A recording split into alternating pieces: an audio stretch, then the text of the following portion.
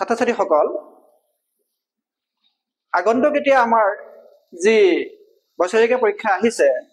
তাৰ কাৰণে আমি কেনে ধৰণে প্ৰস্তুতি চলাব লাগিব সেই সম্পৰ্কত আজি তোমালোকক মই ক'ব বিচাৰিছো যেহেতু নেকি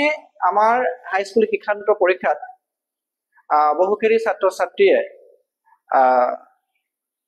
ভালেখিনি ভুল কৰি যোৱা দেখা গৈছে যাতে আমাৰ পুনৰ আকৌ সেই একেখিনি ভুল তোমালোকৰ নহয় কেনে ধৰণে আমি প্ৰস্তুতি চলাম তাৰে আমি এটা আজি আভাস দিব বিচাৰিছো আমাৰ আজি বিষয়টো হ'ব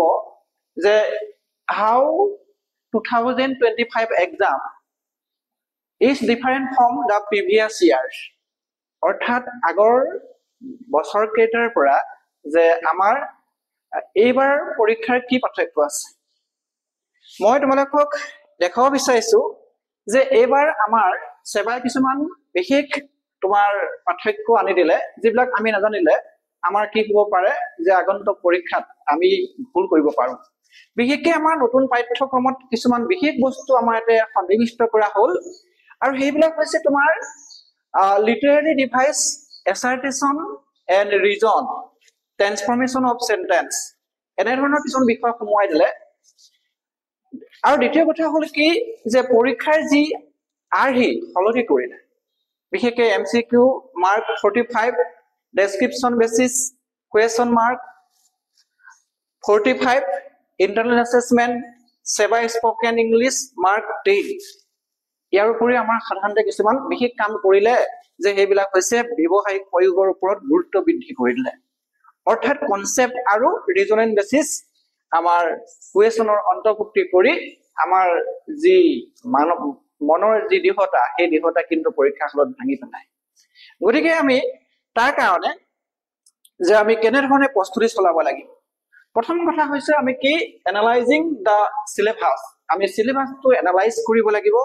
আৰু এনালাইজ কৰি বিশেষকৈ মূল বিষয়সমূহ চিনাক্ত কৰিব লাগিব উজ্জন অৰ্থাৎ আমি যি লিখিবলৈ যাম সেই লেখাৰ যি পৰিমাণৰ উজ্জন সেই উজ্জন আমি বুজি পাব লাগিব লগতে আমি মনোযোগৰ যিখন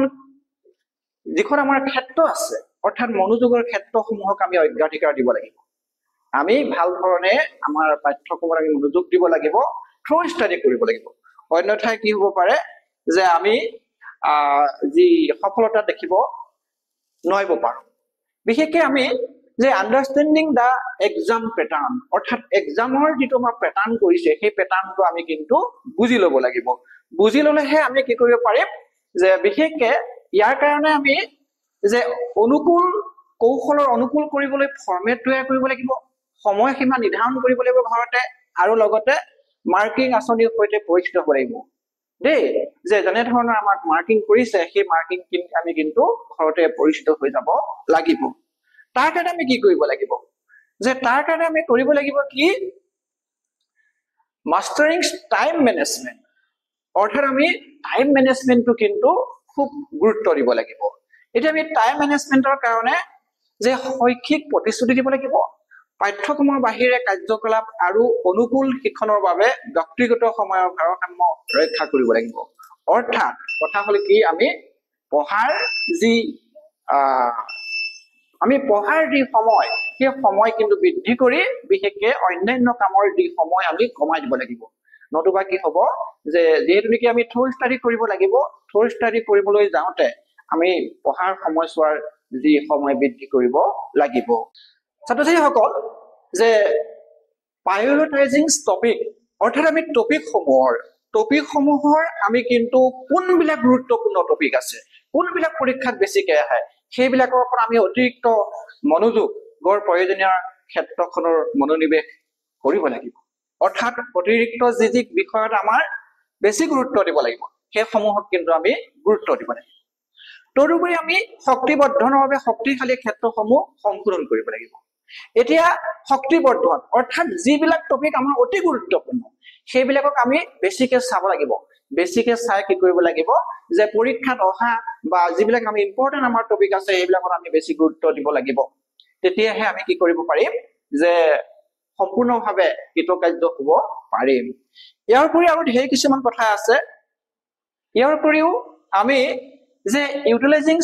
এফেক্টিভ ষ্টাডি টেকনিক অৰ্থাৎ আমি কি কৰিব লাগিব যে পুনৰাবৃত্তি মাইণ্ড মেপিং আৰু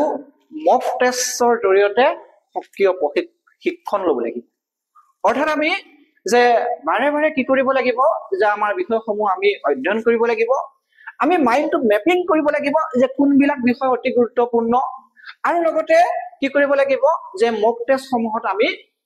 উপস্থিত থাকিব লাগিব বা নিজকে আমি সেলফ মক টেষ্টিং ল'ব লাগিব ইয়াৰ উপৰিও কথা হ'ল কি যে কনকুৱেৰিং সাবজেক্ট স্পেচিফিক চ্যালেঞ্জ অৰ্থাৎ আমাৰ সাবজেক্টটো প্ৰত্যেকটো সাবজেক্টত আমাৰ কিছুমান কি থাকে চ্যালেঞ্জ থাকে প্ৰত্যাহ্বান থাকে আমি সেই প্ৰত্যাহ্বানসমূহ কি কৰিব লাগিব নাইকিয়া কৰিব লাগিব অৰ্থাৎ জটিল বিষয়সমূহৰ পৰিচালনযোগ্য টুকুৰাত বিভক্ত কৰিব লাগিব অৰ্থাৎ কোনোবা এটা লং কুৱেশ্যন আমাৰ মনত নৰয় তাক আমি কি কৰিব লাগিব যে বিভক্ত কৰিব লাগিব আৰু বিভক্ত কৰি টুকুৰা টুকুৰকে আমি মনত ৰাখিবলৈ চেষ্টা কৰিব লাগিব তদুপৰি আমি তেনেকুৱা ধৰণৰ উদাহৰণ চাব লাগিব দৃশ্যমান সহায়ক যে সন্মুখত কি কৰিব লাগিব আমি যে কিছুমান আমাৰ জটিল বিষয়ৰ চমুটোকে আমি সন্মুখৰ টেবুলৰ সন্মুখত আমি আৰি থব লাগিব যে ব্যৱহাৰিক প্ৰদৰ্শনৰ জৰিয়তে ধাৰণাসমূহ আমি বুজি পাব লাগিব তদুপৰি ইয়াৰ উপৰিও আমাৰ আছে কি যে লেভাৰেজিংছ অনলাইন ৰিসোৰ্স আমি যে অনলাইনৰ পৰাও অৰ্থাৎ আমাৰ অনলাইনৰ যোগেদিও কিছুমান আমি শিক্ষা আমি গ্ৰহণ কৰিব পাৰো বা কিছুমান আমি যে জ্ঞান আয়ত্ত কৰিব পাৰো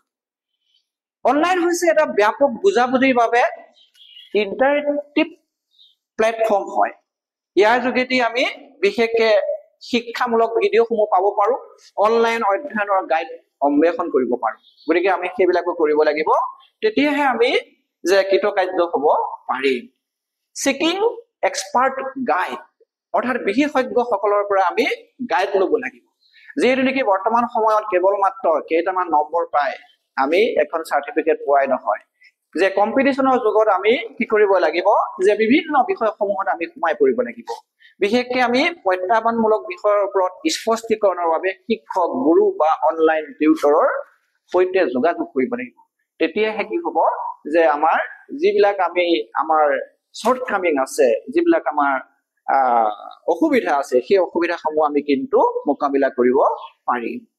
ইয়াৰ উপৰি আমি পোষ্টিং এক্সাম ডে কনফিডেন্স অৰ্থাৎ পৰীক্ষাৰ দিনত যিটো আমাৰ কনফিডেন্স সেই কনফিডেন্সটো বৃদ্ধি কৰিব লাগিব বিশেষকৈ নিয়মীয়া অনুশীলন কৰিলেহে এটা শক্তিশালী ভেটি গঢ়ি উঠিব তেতিয়াহে আমি পৰীক্ষাৰ দিনত আমাৰ কনফিডেন্সত আমি যাব পাৰিম ইয়াৰ উপৰিও পূৰ্বৰ বছৰৰ কাগজ নমুনা পত্ৰ মক টেষ্ট সমাধান কৰি শক্তি আৰু দুৰ্বলতাসমূহ চিনাক্ত কৰিব লাগিব অৰ্থাৎ আমি মক টেষ্টৰ যোগেদিহে আমি কোনবিলাক বিষয়ত আমি আমাৰ শক্তিশালী হৈ আছো বা কোনবিলাক বিষয়ত আমি দুৰ্বল হৈ আছো আমি তাক কিন্তু অনুমান কৰিব পাৰিম ইয়াৰ উপৰিও যে ষ্টেইং মটিভেটেড এণ্ড পজিটিভ আমি সদায় মটিভেটেড হৈ থাকিব লাগিব আমি সদায় পজিটিভ হৈ থাকিব লাগিব পজিটিভ আৰু মটিভেট হৈ থাকিলেহে আমি কিন্তু যে সফলতাৰ শিখৰত আগবাঢ়ি যাব পাৰিম ইয়াৰ বাবে যে অগ্ৰগতি স্বীকৃতি দিব লাগিব সাধনযোগ্য লক্ষ্য নিৰ্ধাৰণৰ কৰিব লাগিব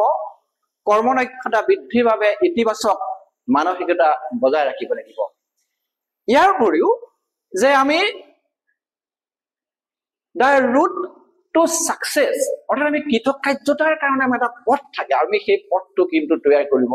লাগিব ইয়াৰ বাবে আমি কৰিব লাগিব কি আত্মবিশ্বাস আৰু স্থিতিস্থাপকতাৰ গুৰুত্ব বৃদ্ধি মানসিকতা গঢ়ি তুলিব লাগিব প্ৰত্যাহ্বানক আকোৱালি ল'ব লাগিব যিকোনো প্ৰত্যাহ্বান আমি পৰীক্ষা হত অহা যিকোনো প্ৰত্যাহ্বানক আমি আকোৱালি ল'ব লাগিব আৰু আমি তাক খুব সৎ সাহসেৰে সেই প্ৰত্যাহ্বান মোকাবিলা কৰি ৰাখিব লাগিব ভুলৰ পৰা আমি শিকিব লাগিব অৰ্থাৎ পৰীক্ষাত বা বিভিন্ন আমাৰ আগৰ যিবিলাক পৰীক্ষাত ভুল হৈ গৈছে সেই ভুলবিলাকৰ পৰা আমি কিন্তু শিকি তেনে ভুল যাতে পৰীক্ষাত আকৌ পুনৰ নহয় তাৰ কাৰণে আমি কাম কৰিব লাগিব